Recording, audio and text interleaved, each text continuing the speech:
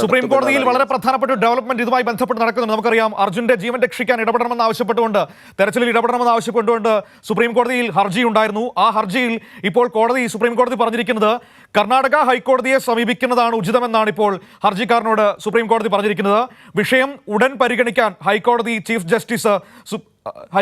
ജസ്റ്റിസിന് supreme കോടതി നിർദ്ദേശം നൽകുകയും ചെയ്തിട്ടുണ്ട്. അതാണിപ്പോൾ സുപ്രീം കോടതിയിൽ സംഭവിച്ചിരിക്കുന്നത്. ഇപ്പോൾ സിബി നമ്മളോടൊപ്പം ചേരുകയാണ് ദില്ലിയിൽ നിന്ന്. സിബി, അഡ്വക്കേറ്റ് സുഭാഷ് ചന്ദ്രനാണ് ഈ ഹർജി നൽകിയത്. പക്ഷേ അത് കർണാടക ഹൈക്കോടതി പരിഗണിക്കുന്നതാണ് ഉചിതമെന്ന നിലപാട് സ്വീകരിക്കുകയാണ് സുപ്രീം കോടതി. വളരെ വേഗത്തിൽ വിഷയം പരിഗണിക്കാൻ ചീഫ് ജസ്റ്റിസിന് സുപ്രീം കോടതി നിർദ്ദേശം നൽകുകയും ചെയ്തിരിക്കുന്നു.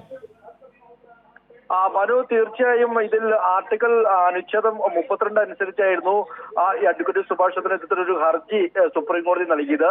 എന്നാൽ സുപ്രീം കോടതി ഇന്നിപ്പോൾ ഹർജി അടിയന്തരമായി ലിസ്റ്റ് ചെയ്യുകയും അത് എടുക്കുകയും ചെയ്തു. പിന്നീട് സുപ്രീം കോടതി വ്യക്തമാക്കിയിരിക്കുന്നത് ഇത് കർണാടക ഹൈക്കോടതിയെ സമീപിക്കുന്നതാണ് അല്പം കൂടി ഉചിതം. കാരണം ഇതൊരു അടിയന്തരമായ വിഷയമാണെങ്കിൽ പോലും കർണാടക ഹൈക്കോടതിയിൽ ഈ ഒരു വിഷയം ചെല്ലുന്നതാണ് ഏറ്റവും ഉചിതമെന്ന ഒരു നിരീക്ഷണമാണ് സുപ്രീം കോടതി നടത്തിയത്. മാത്രമല്ല, ഈ വിഷയം നിങ്ങൾ കർണാടക ഹൈക്കോടതിയെ സമീപിച്ചു കഴിഞ്ഞാൽ ഉടൻ പരിഗണിക്കാൻ വേണ്ടി ഹൈക്കോടതി ചീഫ് ജസ്റ്റിസിന് സുപ്രീം കോടതി നിർദ്ദേശവും നൽകിയിട്ടുണ്ട്. എന്തായാലും ഹർജിക്കാരൻ ആവശ്യപ്പെട്ടിരിക്കുന്നത് ഇത് ബാംഗ്ലൂരിലെ കർണാടക ഹൈക്കോടതിയെ നിങ്ങൾ ഉടൻ തന്നെ സമീപിക്കുക.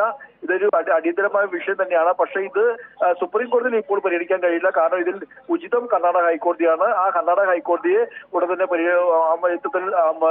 കർണാടക സമീപിക്കാൻ വേണ്ടി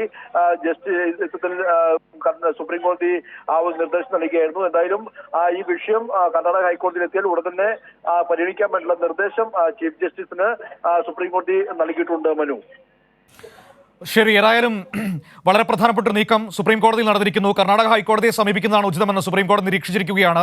വിഷയം ഉടൻ പരിഗണിക്കാൻ കർണാടക ഹൈക്കോടതി ചീഫ് ജസ്റ്റിസിന് സുപ്രീം കോടതി നിർദ്ദേശം നൽകുകയും ചെയ്തിരിക്കുന്നു.